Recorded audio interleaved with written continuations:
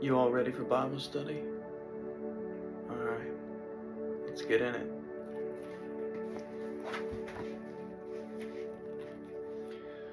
The Garden of Gethsemane. I think that's how you pronounce it. I have no idea. Alright, let's go. Crossing the brook Codron. I have no idea. They climbed up the Mount of Olives to the garden called Gethsemane. Inside the gate, Yahshua left most of his disciples, saying, "Sit here while I go over there to pray." Then, with only Peter, James, and John, Yahshua went on deeper into the darkness of the garden, and as he did so, began to be full of terror and perplexity. He turned to the three, saying, "My heart is full of deathly sorrow. Stay here and watch with me." Then he went on about a stone and fell on the ground and prayed. "Oh, my Father, if it be possible, let this cup pass from me. Nevertheless, not what I will, but what thou wilt be done." And an angel appeared and strengthened him. Being in agony, Yahshua prayed even more intensely. His sweat was like great drops of blood falling down to the ground. Then he arose from prayer. He found the 3 disciples asleep. Yahshua said to Peter as he woke, "Were you not strong enough to watch me 1 hour?" Then to them all, "Be on your guard, so that you do not fall into temptation. Your spirit indeed is willing, but your flesh is weak."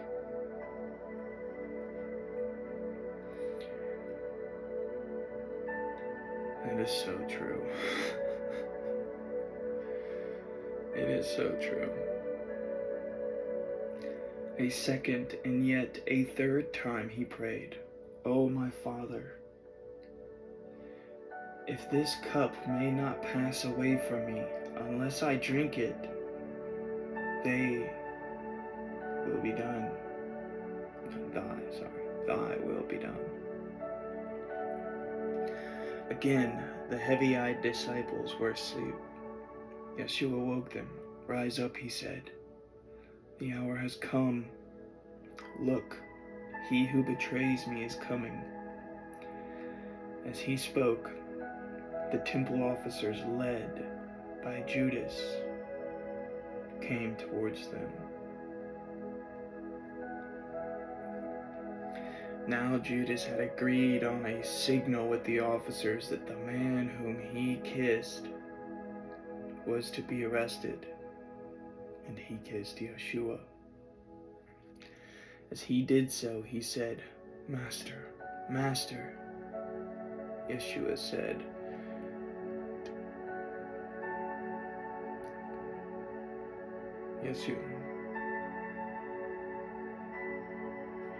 He said, "Master, Master."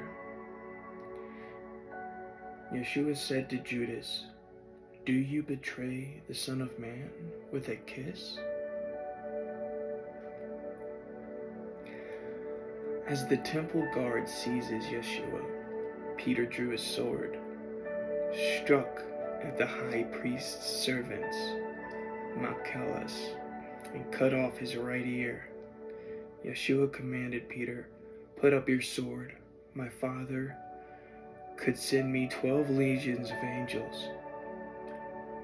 But how then should the scriptures be fulfilled, that this must be?" and he healed Macalus's ear.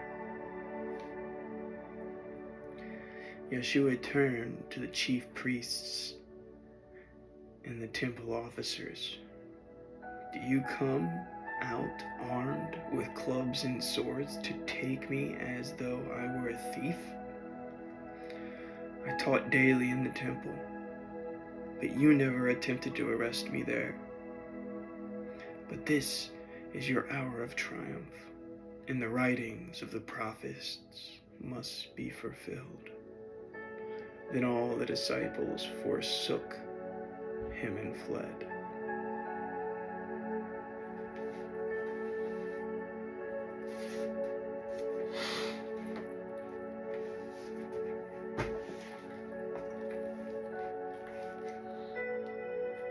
This is one of the more prominent stories.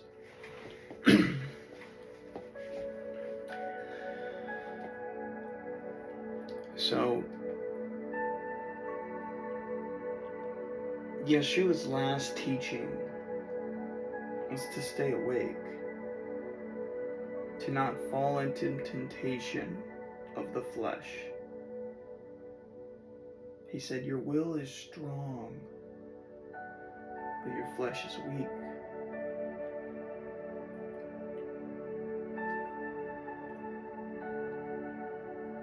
Too easily do we fall into the grips of desire, passion, and pleasure. But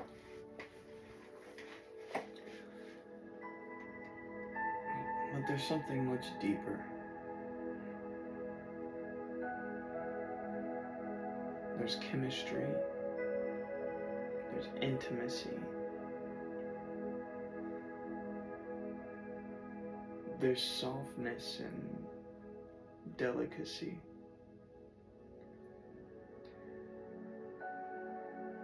To be fragile yet strong as iron.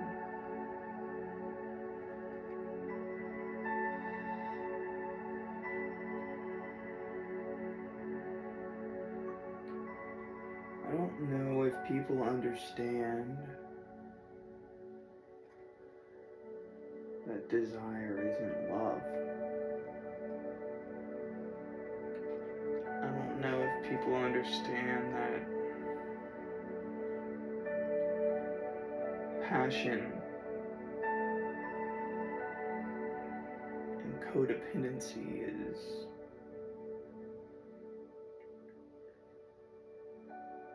it's not intimacy.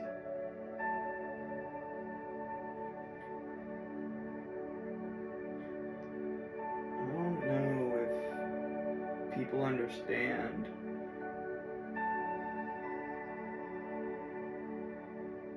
real, authentic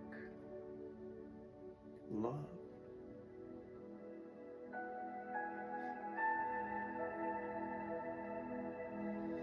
Something that empowers you and fills your cup. You see, in the Bible study, it said, is this cup mine? Do I have to bear this cup? And cups mean emotion.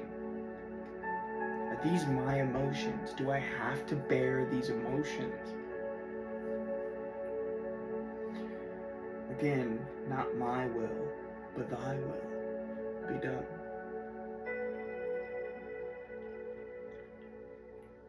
You see, God's essence has a will. Has a will.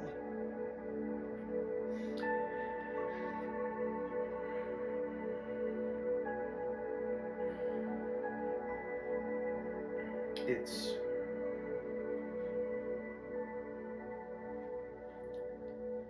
tough to it's tough to change. It has to be only righteous. But you can petition God to change His will. It's the beauty of God. He listens. And if your intentions are pure, there's a chance.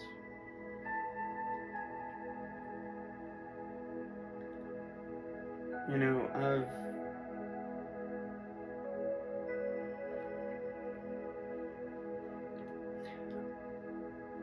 don't think I've ever seen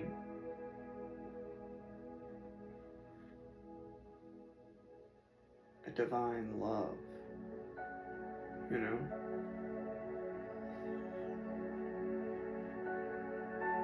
I've felt it,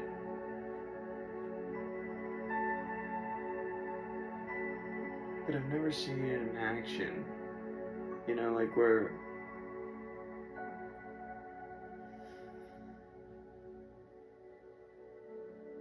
like in real life, you know?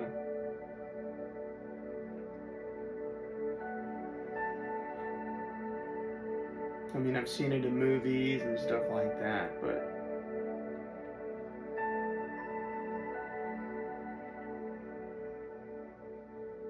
like it was what I always searched for, you know? I mean, isn't that what we all search for?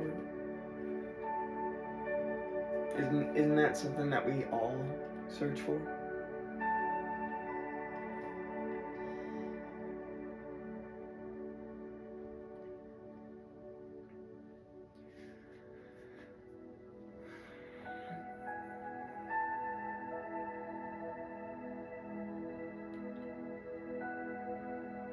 You see, there's a lot of distractions in life. There's these feelings that you care for somebody, but you want to get back at them because they hurt you. Anytime you feel that, that's karmic ties, right? That's devil energy. Anytime you feel hatred for another person because they hurt you, yada yada yada, that's karmic ties, that's energy, and you're operating in a low frequency. You really should not. You should not.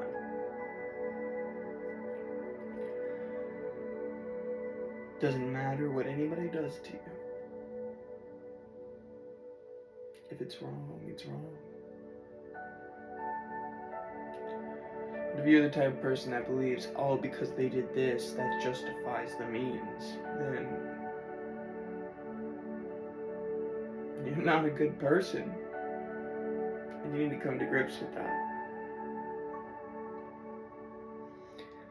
A lot of people want to believe they're good people.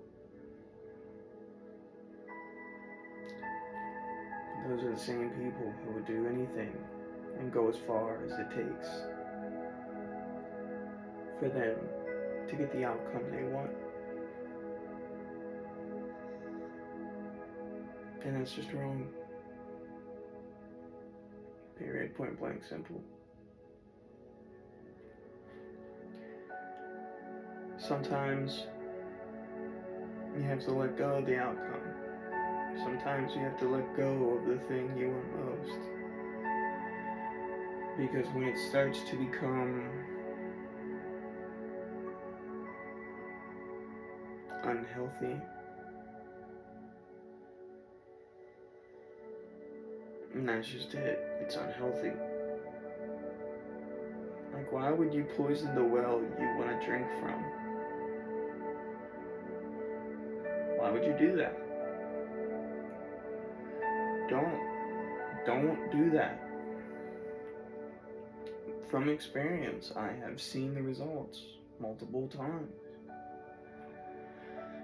There's nothing you can do. It's either that well's poisonous or it's not. Either you poisoned your own well or you haven't.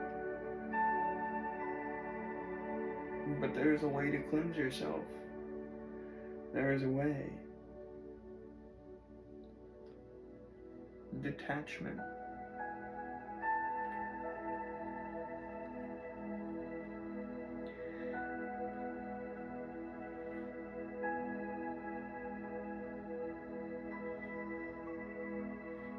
Just have to let things go. I know it's hard, trust me. I've been through a lot of things I've had to let go. I'm talking to a guy who does not speak to his family anymore. Doesn't have any friends.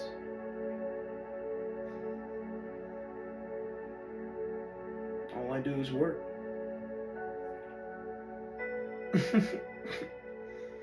What's the point? You know?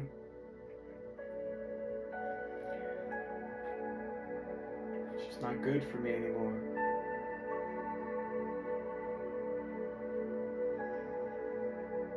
You know, when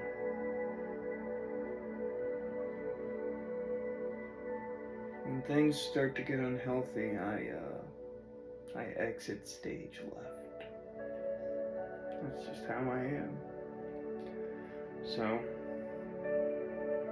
and I'm not the type to put up much of a fight either. Like, I'll let people believe whatever they want about me. Like, you go ahead. I don't have the energy to sit here and argue with you about how you think of me, because I don't care. My actions will show you who I am. Period. Some people will, because their ego can't take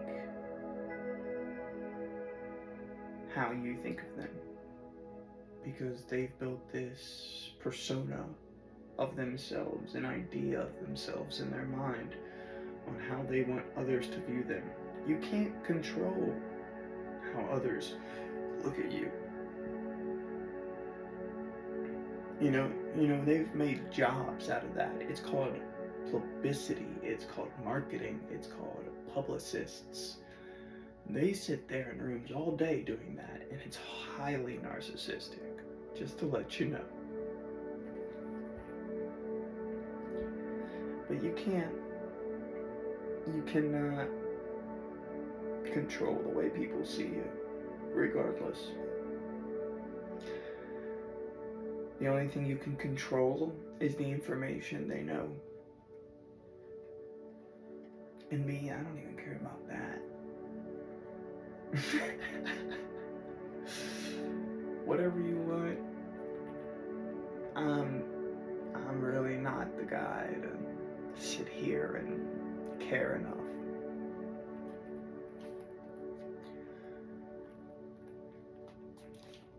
And to be quite honest, I sleep peacefully, knowing either people love me or they hate me, and you know, there's rumors, there's gossip, there's this, there's that, and I'm just not into that. You know, I'm not into the social thing. I like to focus on what really matters. You know? Self-science. Becoming the best version of you can be. So if you narrow your focus and stop focusing on these things that I have just discussed with you, your life will become so peaceful, so harmonious, so tranquil. You can accomplish anything.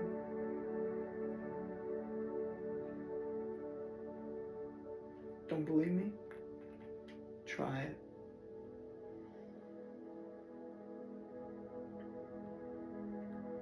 If it works, it works. And this is a universal thing. It can literally work for anybody. I'm not kidding. Unless you seek outside validation. And in that case, I have a solution for that too.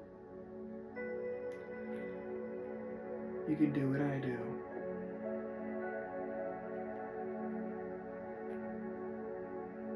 Catch my drift? You get the best of both worlds. Your cake and eat it too.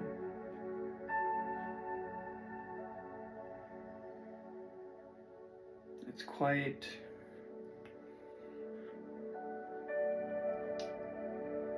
You will see them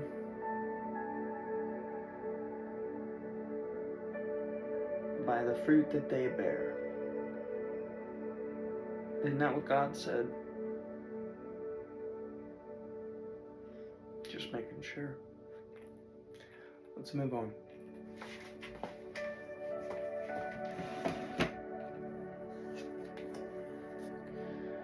Today's card.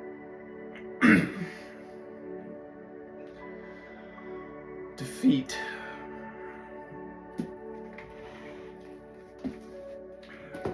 It's also the Five of Swords.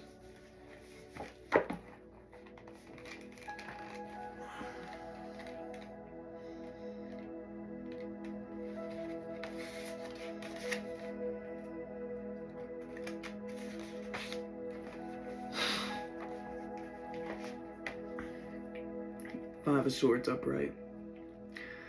Aggression is suggested by 5 swords. There may be conflict. No matter who comes out as the perceived winner, everyone loses. Sharp and painful words linger even when the fight is over.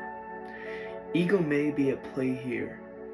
Some may feel that most important thing is winning. Even if the fool wins, trust and dignity has been lost. Every battle has its price. Reversed. There is an awareness that conflict leads to no progress. The fool may have fought viciously, only to come out with scars and the knowledge that it was all for nothing. Instead of continuing this dispute, there is the desire to forget, forgive, and move on to something constructive.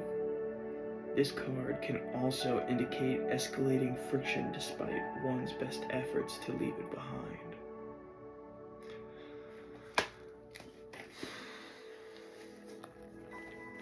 Regardless what we face, it's how we face it. Regardless what mountain stands in front of us, it's all about how we climb it.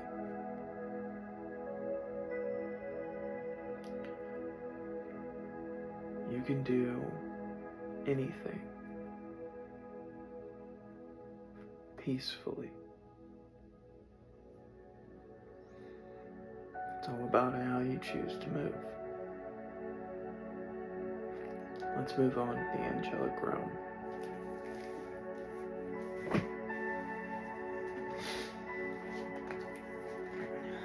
Father, guide me.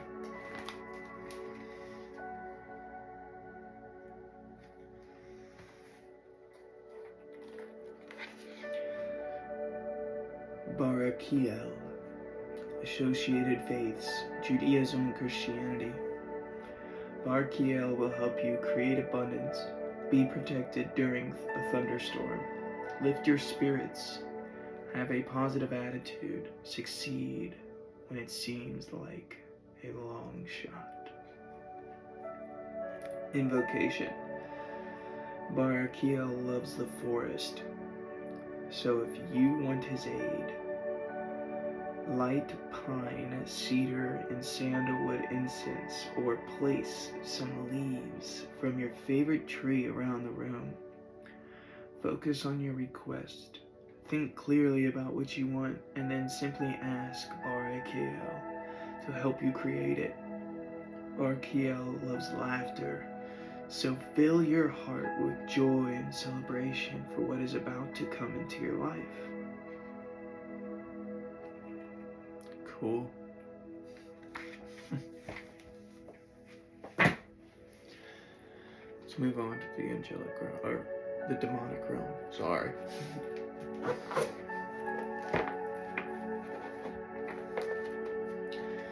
Father, guide me.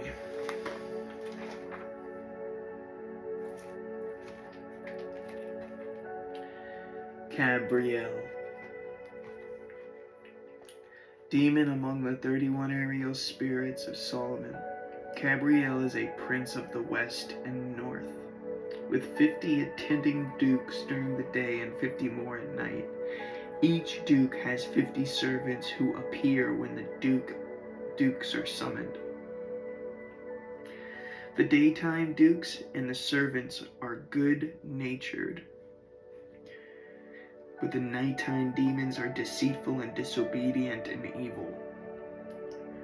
The 10 most important dukes of the day are... I'm not going into that. No. We don't need to know the dukes. We just need to know Gabrielle. Remember, this is all up for interpretation. And soon, we'll be moving on to the teachings of Buddha, and then Krishna, and then black magic. It's gonna be great. You should stick around. You guys take it easy.